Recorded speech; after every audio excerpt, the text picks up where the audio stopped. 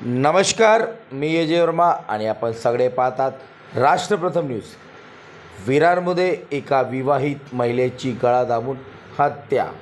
विरारमध्ये एका विवाहित महिलेची गळा दाबून हत्या केल्याचा उघडकीस समोर आले आहे।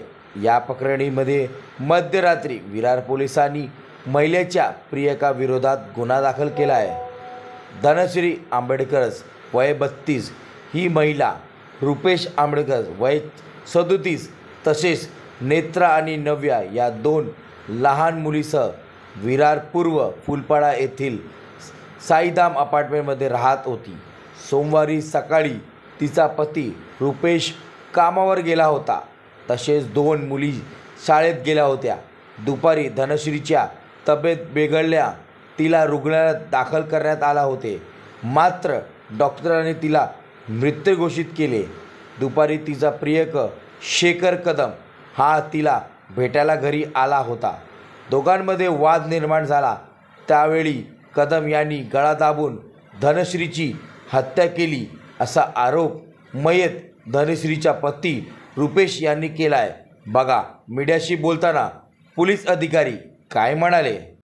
सर, काय सांगाल, एक हत्याकांड एका महिलेची झालेली आहे, काय नेमकी घटना आहे आणि कुठे झाली आहे?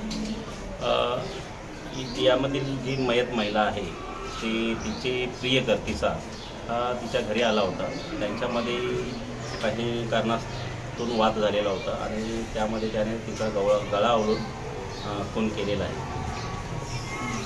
सर, त्यांचे कधीपासूनचे संबंध होते आणि काय कारण होतं मारण्याचं? अजून तपासामध्ये निष्पन्न व्हायचं आहे त्यांच्यामध्ये काय वाद, कशामुळं वाद होते। 4-5 वर्षापासून यांचे प्रेम संबंध होते अशी माहिती प्राथमिक तपासामध्ये निष्पन्न झालेली आहे। गळा आवळल्यानंतर त्याने इथं बनाव केला की ती चक्कर येऊन पडलेली आहे आणि येथील स्थानिक शेजारच्या मदतीनं हॉस्पिटलला त्याने घेऊन गेला होता आरोपी। त्या दरम्यान MLC पोलीस स्टेशनला प्राप्त झाल्यानंतर पोलिसांनी त्याची खातरजमा केल्यानंतर डॉक्टरांची चर्चा केल्यानंतर हा मर्डर असल्याचे निष्पन्न झाले।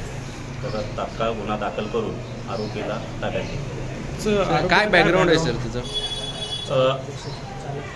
रिक्षा चालक आहे आणि या मयत महिलेशी त्याचे प्रेम संबंध। आपल्याकडे काय गुन्हा दाखल सर? 302 प्रमाणे IPC 302 प्रमाणे गुन्हा दाखल केला। आरोपी अटक आहे? आरोपी ताब्यात आहे, अटक केलेला आहे। त्याला कुठून अटक केलं आहे सर? त्याने बनाव केला होता, त्यानंतर कसं अटक? स्पॉटवरूनच त्याला ताब्यात घेतलेलं आहे। ठीक आहे।